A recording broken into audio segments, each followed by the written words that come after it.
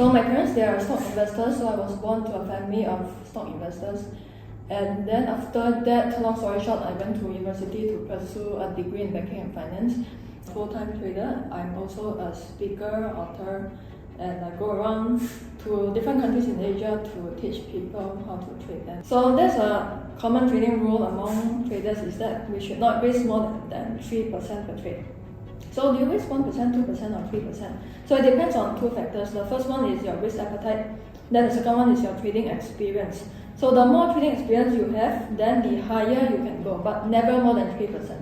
So the higher risk appetite you have, then the higher you can go. But I've seen a lot of experienced traders, they have been trading for more than 10 years, but they still risk like 1%, which is the lowest, because risk appetite is more important than your experience. So a lot of traders have this misconception that markets are efficient. So if you go to finance school, you come across this theory called market efficiency theory, which means that all the events, no matter insider events or public events, they are already priced in. But if you study the past 20 years, 30 years of what happened in the markets, how markets react to fundamental events, you realize that events, inflation data especially, it doesn't price in immediately.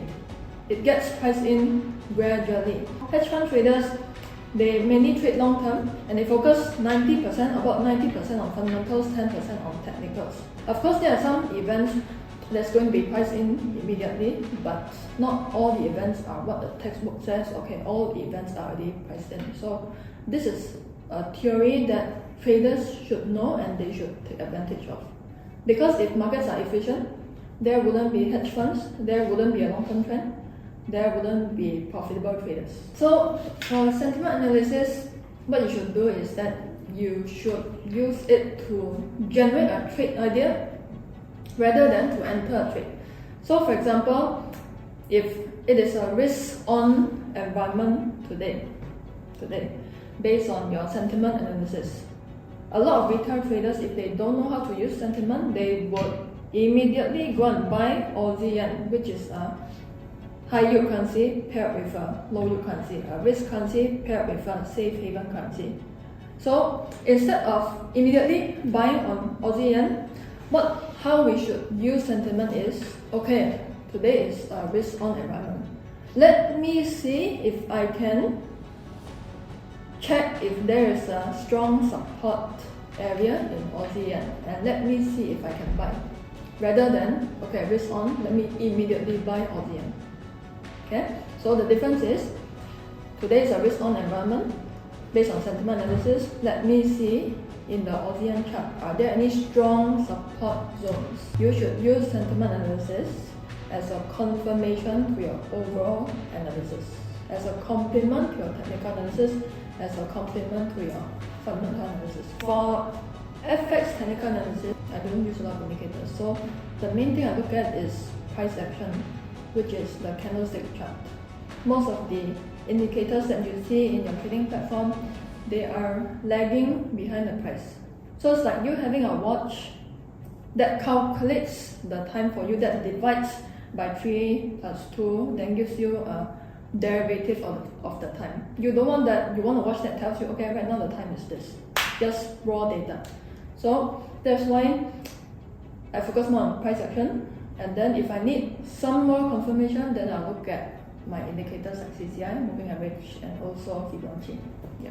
So for mean reversion strategies, one of the tools you can use is moving average. Okay. So when the price is too far away from the moving average, you don't want to buy. You want to wait for the price to come down to your moving average, specifically a longer term moving average, at least 50. Okay. So a 50 moving average, 100 moving average, or 200 moving average. Wait for the price to come down, and then test the moving average, because moving average, as you probably already know, is a dynamic support and resistance. You want it to hopefully bounce off the moving average and then go back up, but that's not enough, because you want to have a constant. So when the price comes down to the moving average, you want it to also test a strong support zone or a demand zone.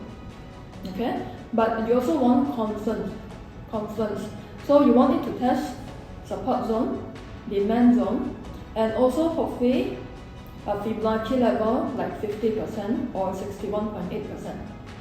Anything less than 50% is the retracement is not deep enough. You want to go in at a better price, so you go in at the 50% or 61.8%. So when you have a conference testing, let's say 3 support lines, 3 support zones, then you can go in before the price goes up. I believe that earlier this year we were all aware of this event called Ukraine War. So Russia invaded Ukraine. So what happened was really interesting because you see a stock market tanking just like World War I, World War II. So if you study past history, you can learn a lot of things. You can almost like predict what's going to happen. Even though different wars are different, World War I is different, World War II is different, caused by different reasons.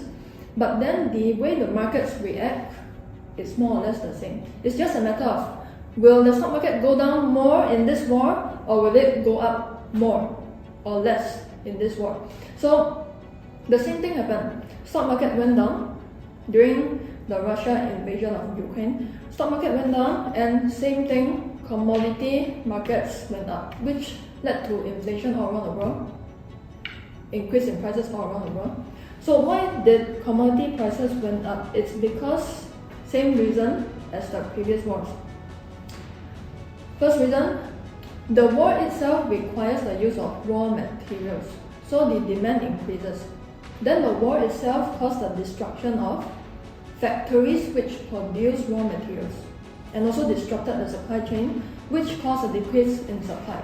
So a decrease in supply and an increase in demand leads to a massive increase in the commodity prices. So one lesson to learn here, study past historical events, for example war, elections. You can use these past data to so-called predict what's going to happen in the future. I will cover on sentiment analysis. I will also cover on fundamental analysis and also inter-market analysis.